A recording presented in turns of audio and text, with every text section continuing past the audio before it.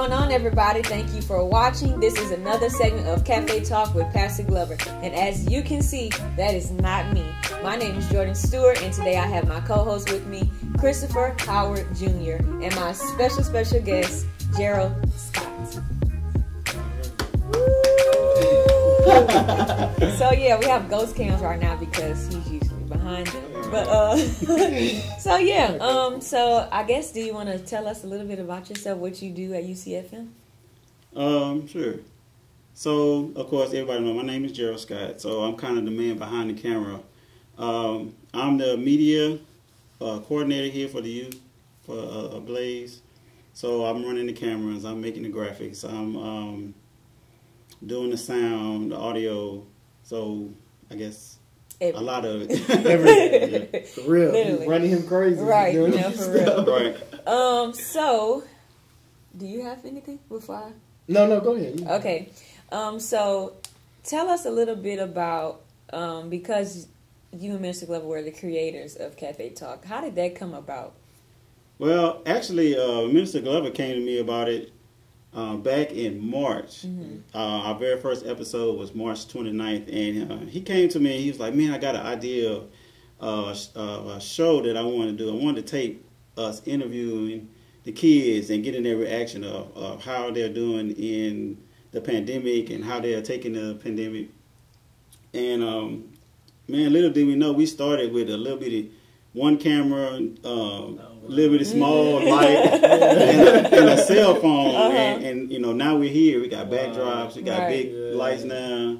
Man, we just, you know, it just exploded. And t-shirts, you know, it just took off. So nobody knew that we would be here. And we've been doing it this long, and it'll affect that many people. Yeah. This is our 35th episode. Woo! So man, you know, it's just been great. Yeah. Wow. No, you got it. Okay, y'all, because people be telling me I don't give him a chance. Co-host. So I'm trying to be kind. Host. So can you tell us a little bit about just the personal experience of this, of being like, you know, I guess doing Cafe Talk, like, just what have you taken away from it? What has it been like for you, especially during the time of a pandemic? Like, how has that experience been for you? It's been pretty good. It kept me going, kept me with something to do, but it also let me use my gifts and my talents to help people. And I never thought that they would do that, because, you know, who would have thought that would have brought me closer to kids, closer to God, to help people with, you know, being able to work a camera, you know, being interested in technology. Why would that help you bring you closer to kids? But to be able to come up and be able to start a show, and we touch so many people with it. And man, we really hope to go even further with it. Yeah, facts. Yeah. I got something to say if you don't mind. I just want to say, this man is the most consistent person I've ever met in my life. He be here on time every single time. If he got to stay later, he stay later. It's just insane. Your work ethic is crazy. And what you said kind of just put me to my next question. This is not something you started off doing. I'm not talking about Cafe Talk. I'm saying like the cameras and the technology and stuff. Right. Like, that's not something you grew up with. No. It's something you just kind of So can you tell that story about how that happened? Good question. Yeah, that wow, it actually started with my job I had. When I was working at Cox Communication, I worked there 16 years. And I just became fond of technology. So when I became a member at UCFM, I felt like, and I say this same quote to myself to this day, I just want to do my part. So I came in and I saw a need. I talked to the audio guy that's of UCFM, Donnell Hayes, and I talked to him and said, man, I need some help in the media department. He was like, yeah. He said, what you do? Well, I do a lot. I do a lot. I said, man, I can just float around wherever y'all need me. I just put me there and I'll help out. Wow. Started out working on the camera, and I just learned each part of the media team. Wow. So I learned it so fast that they was like, man, we need somebody for the youth department. like I learned all of it. Yeah. So I could put all of it together by myself. Yeah. So we came over to the banquet hall and we put it all together. We built the room out. You know, we built the media room. Yeah. We literally built a media room. We used to be on a little fold-out table with the laptop in the back. Now Oh my gosh, we so right. So we have come a long way. Right. I wish we could come show y'all. It's a whole room. Yeah. Right, We literally built a media room out of a closet. Wow. We ran all the speaker wires, TV wires, got new computers. Yeah. You know, literally done it myself. And then, you know, now we got our own service. Yeah. It just came from my desire for technology. I really like dealing with technology. And it went hand in hand with helping kids. So I want to be able to take that knowledge of technology and help kids go further in what they're doing today too. You know, so like I said, it all started working hand in hand. Wow, that's an amazing story. I wish for those who do come to the church who have been in the banquet hall, if you remember, there was not a room right there. Like the fact that you brought it up, and sometimes we take stuff for granted. You know what I'm saying? Right. Walk past it every day. That was not there. Right. And now it's like this whole thing. And if we look from a year from now, like what would it be then? Right? Man, God just used people in an amazing way. Yeah. I Go agree. ahead. No, that's good. That's good. I'm kind of stuck. I'm just thinking about it now, like, wow, what a transformation. Yeah. Okay, so I guess that makes me want to ask, because you spoke about like the future and what do we have to look forward to, because we're like at such a fast pace now of like change and growth. Like, what are some of the things that you're interested in doing to move the I guess media ministry forward? Like, or do you have any things like dreams of like what you want it to look like? Yeah. Just going back to what I just said about, I wanted to be able to help kids with the information I have about technology. So, me being over the media team, I want some of the kids that's here in the Blaze Youth Ministry with us to come in and learn some of the stuff that we're doing. If they want to come and learn how to work the camera and create graphics and create movies and commercials and stuff like that, come on in and help us out and learn some of that stuff. So your next step in life, you can say, I learned that at church. Right. Facts. And then I also I had some ideas of, I want to do a little stretch of Cafe Talk. And I wanted to be more team-based. I wanted to have it where maybe y'all two can come in and host. And we really get some team dialogue. You know, we want to be able to have it where we bring in the teams and get them closer and to be able to talk on their own and talk about what's going on in their lives so we can actually know what's going on with them, but they have somebody they can relate to and they feel more comfortable talking to. Love it. So that's something I see coming up on the horizon. Maybe y'all can give me some ideas, but it's definitely something coming up on the horizon soon. Be on the lookout. Yeah, be on the lookout for that. That's Okay. fire. Yeah. Okay, so my next question is, dang, I just drew a blank. Do you have a question? That's how it be I know. sometimes. Sitting I know. there thinking. It was just And so then ready. it just hit you. Right. Right. Wow. Oh, I got it. Okay, go ahead. Okay. It was. I know that you also do other things in the youth ministry, like Young Men of Valor, and like the recent event that we had with the Shoot Your Shot. Do you want to tell people about that stuff too? Okay. Yeah, myself and Jameson Austin, we both are over the Young Men of Valor, and we both came. Well, he came with the idea. He came to me about this great idea we had to help promote kids with their business or services that they had. And man, we had a great turnout, and it was really impressive. We had 6 kids, 3 girls, 3 guys that came up and they presented their business that they are already doing, and they presented to us to be able to earn investment money to help them in their business to grow. And it was really good. We were really impressed with the kids, man. These were 11, 12-year-old, 13-year-old kids that came out, and they had a full business plan. They had PowerPoints. They were awesome. And soon we're going to announce the winner. But man, it was really good. It was really good. Wow. I got a question. I know. Yeah, that's crazy. It just kind of only solidified the question I wanted to ask you, and it's kind of going all the way back to what you're talking about when you were interested in technology and you took that step forward.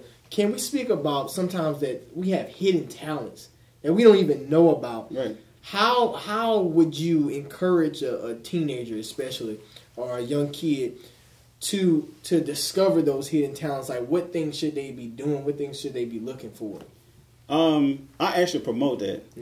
I am a person that if anything that you can get involved to that's with your hands or with your mind that stimulates your mind, get involved in extracurricular activities. That's the way you find your talents and your gifts, by doing things outside of just going to school. Because 9 times out of 10, you're not going to find your gift just going to school. You have to do other things to find your talents and your gifts. And that's the same thing I did. Man, I found my gifts by working. Yeah. You know, everybody thought, I mean, when I was growing up, my thing was going to be sports because I played all the time. I was in all sports. Yeah. Softball. Right. You know, I played baseball, played basketball, wanted to play football. Coach tried to get me to play football. Mom didn't want me to play football. But she didn't want you to get hurt. Right. Yeah. But I played everything. Yeah. So everybody thought that was my sport. And I was in band. Oh, wow. Oh, yeah. I was in band, too. Yeah. Percussion, right? Yeah. But didn't know that I was good with my hands. Didn't know I know how to fix things, build things, install things. Wow. Was interested in graphics and in technology till later on. Wow. So same thing with kids, man. Just get involved in things just to be able to see what else and other things you can learn that you never know. It could be something hidden. That's very true. Yeah. I've even experienced that with I write. I love to write. I'm writing a novel. I'm writing a short story. I love to write. I didn't even know that. I knew it as a young child, maybe like 9 or 10, but I didn't really take it as serious until I started doing other things. And I even have a passion for creating videos and stuff, even though it's not as serious as yours. I just like making content because it's fun and funny. But definitely get out of your comfort zone. Right. Get out of your comfort zone. Yeah. You never know. I agree. I can attest to that too. In my current job, like, I am being stretched beyond what I thought I was. Like, honestly, I walked into that just being like, okay, this is going to hold me over till I find where I'm really supposed to go. Because I work with my grandmother, and she was like, I'll help you. I'll give you a little something until you find somewhere. Yeah. I'm still there. Yeah. And it's just like, you know, it's like, wow, that I was supposed to be there, and I'm doing stuff that I never would have thought. Like, I actually am enjoying creating flyers and, you know, stuff like more of the graphic stuff. Because I've always been creative and like artistic and like using it to get paid too. It's like, dang, that's fun. Like, that's cool. Yeah. So yeah, I agree. I agree. And also with that, another fact that goes on with that, the more you know, the more you can go. So, you know, if you have a job and you only have one gift, you're kind of stuck in that area. Yeah. But if you're a person, you have many gifts, many talents, you can go many different directions. Yeah. So if you have a job one day and you're baking cakes, and then the next day you lose that job baking cakes, and you can also sew. Yep. Switch over. Now you switch over. Now you got another job, or you can take all your gifts and put them in one thing that you're doing. All your gifts can be in one thing to make it that much better. Same thing like I'm here. Yep. You take you can do stuff with your hands. You're in technology. You can build stuff, fix stuff. All of that can be in one area. And have it where you got that much more into that what you're doing. Yeah. Wow.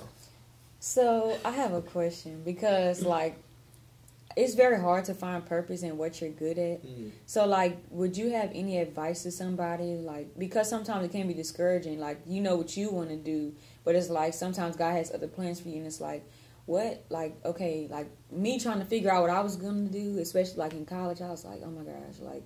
People have stuff thought out, you know, so I thought, but that wasn't true. No. But, like, you know, like, what advice would you give somebody who's trying to figure it out or, like, trying to figure out what am I good at? Like, you know, like, encouragement or something to... Yeah, and it goes back to what I was saying about just keep doing stuff to find out what you're good at.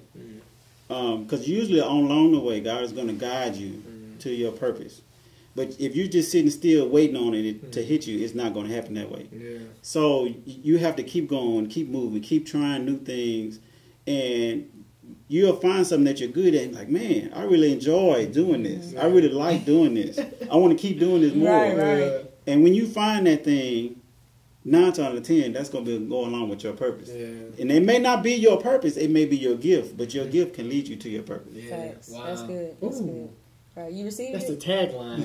Right, I think so. Yeah. Look, you gotta do the magic. Yeah. Like left and right. I don't know which side, man. Oh, yeah. Man, that was good. Wow. Do you have anything? Man, I'm trying to think. Man, it's just every time I look at Mr. Jarrell, I just be like, man, you seem just so talented. Like it's almost This is how I get. When I see somebody who can do something that I couldn't in no way possibly do, like maybe I can do it a little bit. But when I see somebody who can do something like in an exceptional way that I couldn't possibly even get to, I just think that's so amazing. So sometimes I look at you and I be like, man, like you built your own trailer. Like you built that thing, like the stuff that you do like in the ministry. I'm like, man, this is who thinks of it? Yeah, who think of this stuff? And how can you possibly do that? And I guess that just kind of segue to just telling people you never know who's looking at you, and you never know who you're inspiring, and just continue to walk inside your gift. And I really appreciate you allowing God to use you in the way that He has, because I'm pretty sure I'm not the only person who get inspired by the work that you do. Right. And even working alongside you, it makes me want to be more consistent. Makes me want to be like have an even great have more accountability, because you always here on time, and that in itself is a gift, because a lot of people can't be on time. I get in trouble. Mr. Glover, I'm sorry. That's the kind of thing that we inspire to do, where you not only lead by what you do, what you say, you lead by example. Yeah. So I try to be that example, to come in and show kids, this is how a man of God should be. Yeah. Wow. Especially to men, and that's why, I try to be involved with the young men of valor, because I want to be an example of how a man today should be. And we're starting to lose that idea of how a man of God should be. Yeah. So I just try to show that. I love it. Great example. For real. This is not like a blow up. No, Right. It's serious. Right. And even though you might not always be the loudest or talk the most, your actions speak for themselves, and that's amazing. Yeah, that's amazing. Because he's not a man. Not a man of many words. Right. He's not a man of many words. That's my take. Many action. Yeah, I might put that on a t-shirt too. Right. Not a man of many words. Oh yeah. Oh my gosh, man. Oh, Well. man. I don't got no more questions. I'm tapped out. I know. I'm just happy to be here. This is fun. Yeah. Y'all finally got to see who does the magic behind it all. Even if y'all watch online Ablaze, on the Sunday services, this is the guy. So if y'all are also interested in learning more about media, this is now you put a face to it. So he's kind, even though he does not say much. So he's approachable. So. Thank you for joining us again. This was really fun. And thank you, co-host. Because they say I don't acknowledge you. She don't. She don't. So yeah. Thank y'all for being here with me. This was an awesome episode.